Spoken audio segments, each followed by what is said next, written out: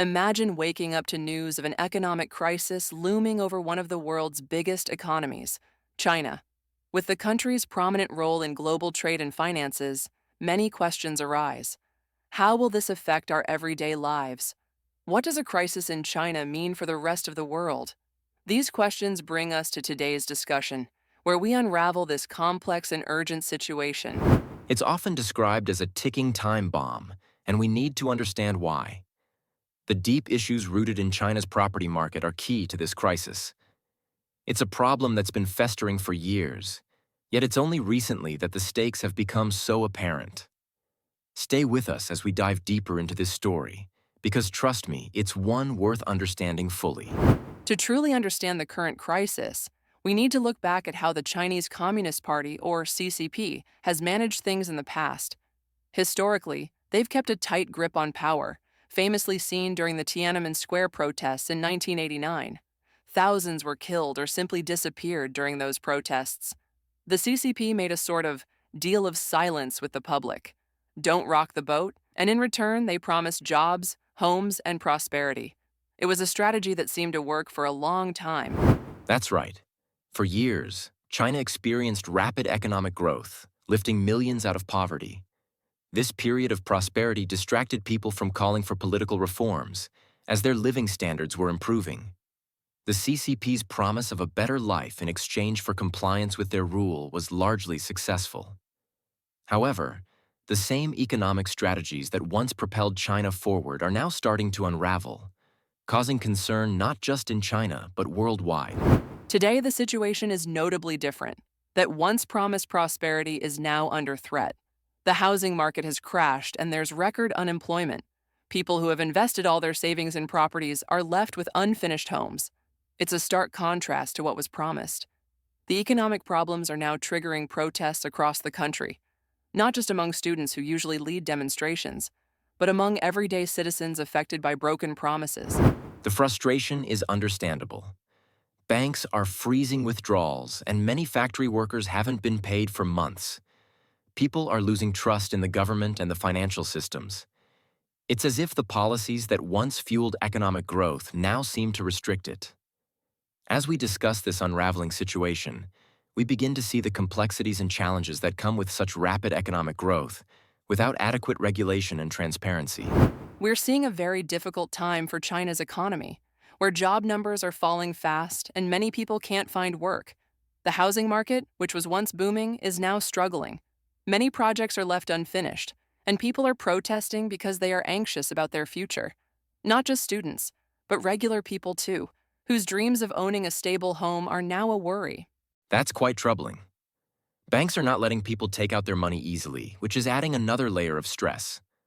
Workers in factories are hoping for their pay, but weeks and even months go by without a paycheck. These concerns aren't just personal. They show how the government's plans didn't work as intended. It's a sign that the policies in place have big gaps that need urgent fixing. In previous discussions, we touched on the economic landscape in China, but today, we need to zoom in on a major player, Evergrande. This company has played a huge role in the current crisis. Evergrande once seemed like a giant success story, but its collapse in 2022 sent shockwaves across China's economy. How did a company become so integral, you ask? For many families, owning a home is more than just a financial investment. It's also about security, retirement, and social standing. Absolutely, owning a home carries massive importance beyond just having a place to live. The Chinese government has long encouraged development, pushing real estate as part of the Chinese dream. It seemed like a win-win strategy, offering the promise of a better life. However, things changed, and the situation reversed. Instead of fueling prosperity, the real estate market has turned into a liability, threatening financial stability instead of securing it. Evergrande's downfall has highlighted just how fragile the system was. The company had amassed enormous debt, and when it couldn't pay it, the effects were felt far and wide. Banks and investors who trusted the stability of Evergrande found themselves caught in a web of financial chaos. For families, homes they had hoped to move into remain unfinished, causing emotional and financial turmoil. It's clear that the collapse wasn't just about one company, but an entire approach to growth. Yes, and it's not just Evergrande that's facing issues. The fall of such a massive entity sparked fears about the overall risk in the real estate sector.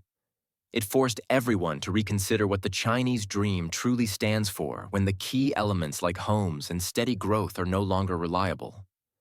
Confidence has been shaken, and what was once a growth engine for the country is now a looming threat. The shift from economic boom to potential bust is stark and worrisome. Over 60 million homes sit empty in China, which is a staggering figure that paints a clear picture of the problem. These aren't just numbers. They represent stalled projects and dreams put on hold.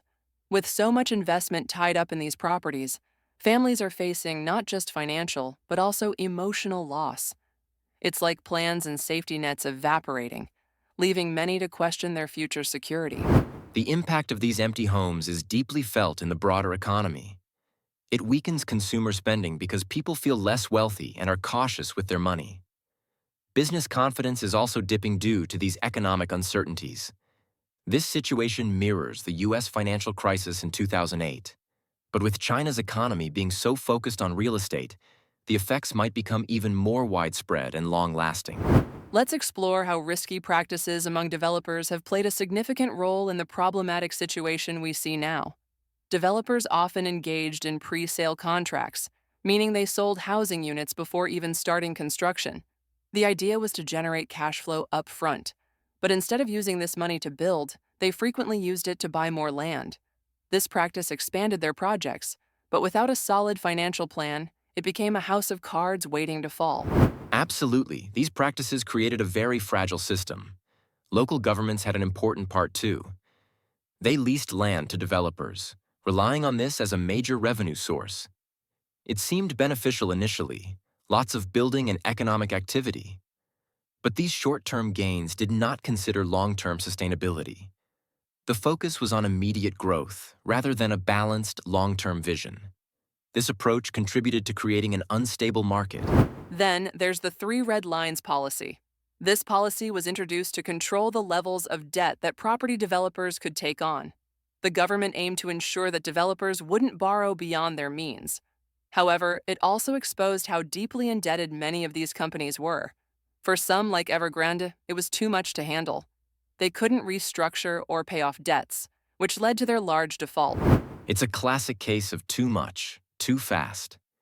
Evergrande's default, with over $300 billion in liabilities, sent shockwaves through the industry.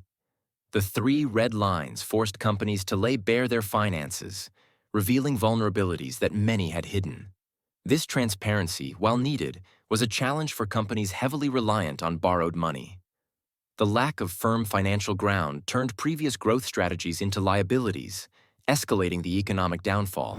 Let's dive into how these economic issues in China are affecting the banking sector. With so many unfinished homes, banks are facing challenges collecting on loans made to developers. When projects stall, not only are homebuyers left in the lurch, but banks also find themselves on shaky ground. This strain on the banking system stretches into rural areas where local banks are experiencing significant losses due to risky loans that are unlikely to be paid back. It's a worrying sign. Initially, the government seemed against bailouts for these banks, hoping to avoid setting a bad precedent. However, as the situation becomes more unstable, there's speculation about whether a change in this approach might come. The larger crisis isn't just about real estate, but impacts other industries as well. Debts are rising while economic growth isn't fast enough to manage them effectively, pushing stress across sectors. As things continue, public discontent seems to be growing as well. People who had once believed their investments in housing ensured their future now question what lies ahead. The erosion in public confidence can be seen as similar to past economic crises, both in China and globally.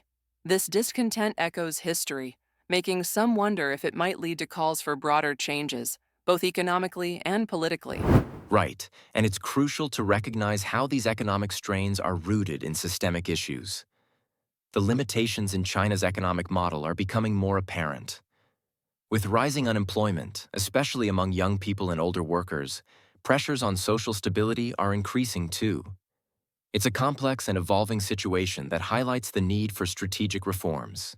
Managing rising debt levels is crucial, as is restoring public trust in the market and government. As we conclude this episode, let's recap the key points we've explored.